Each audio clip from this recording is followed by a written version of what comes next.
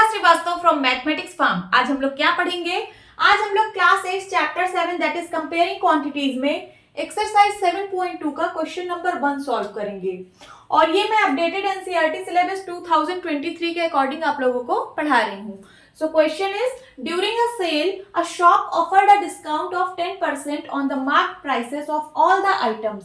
What would a customer have to pay for a pair of jeans marked at rupees 1450 and two shirts marked at rupees 850 each? Question का मतलब समझते हैं। During a sale a shop offered a discount of 10% on the mark prices of all the items. ठीक है, एक cell चल रही है। सेल में एक दुकान जो है वो ऑफर कर रही है 10% का डिस्काउंट हर एक आइटम पे। हर एक आइटम पे 10% का डिस्काउंट ऑफर कर रही है एक शॉप। और ये डिस्काउंट किस पे किया जाता है?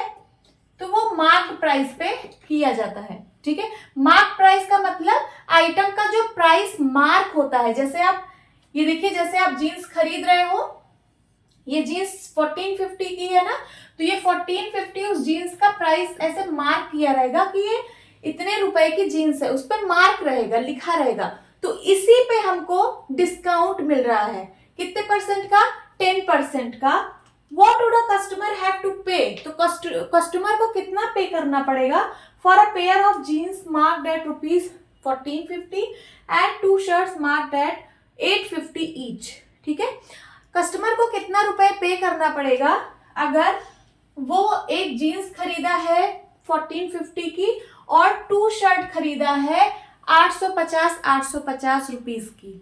ठीक है, तो सब पे जितने भी आइटम्स है सब पे 10% का डिस्काउंट लग रहा है। तो मैं टोटल मार्क्ड प्राइस यहां से सबसे पहले निकाल लेती हूँ। तो टोटल मार्क प्राइस कितना है? टोटल मार्क्ड प्राइस,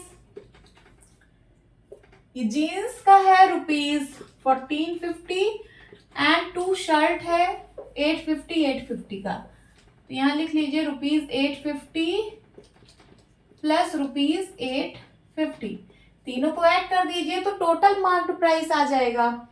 ठीक है, सो रुपीज 1450 प्लस 16 रुपीज 1700। इन दोनों को ऐड करेंगे तो कितना आएगा? 0 5 7 4 11 कैरी आया 1 3, तो 3150 रुपीज ये टोटल मार्क्ड प्राइस है। जीन्स और शर्ट दोनों का मिला के टोटल मार्क प्राइस इतना है। अब आपको इस पे 10% का डिस्काउंट मिल रहा है, तो चलिए 10% ऑफ इसका निकाल लेते हैं। तो हो जाएगा डिस्काउंट अमाउंट। डिस्काउंट अमाउंट कितना हो जाएगा?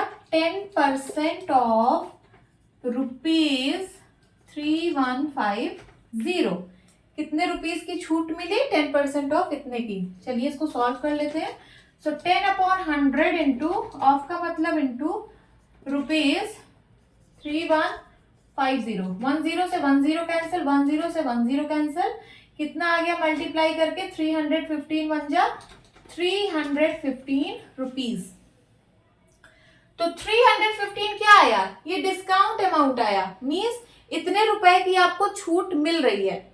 तो कस्टमर को कितना पे करना पड़ेगा? इसमें में से इसको घटा दीजिए। ये इतना छूट मिल रहा है ना सेल पे, तो इसमें में से इसको घटा दीजिए, जो आएगा उतना कस्टमर को पे करना पड़ेगा। तो यहां लिखिए, सो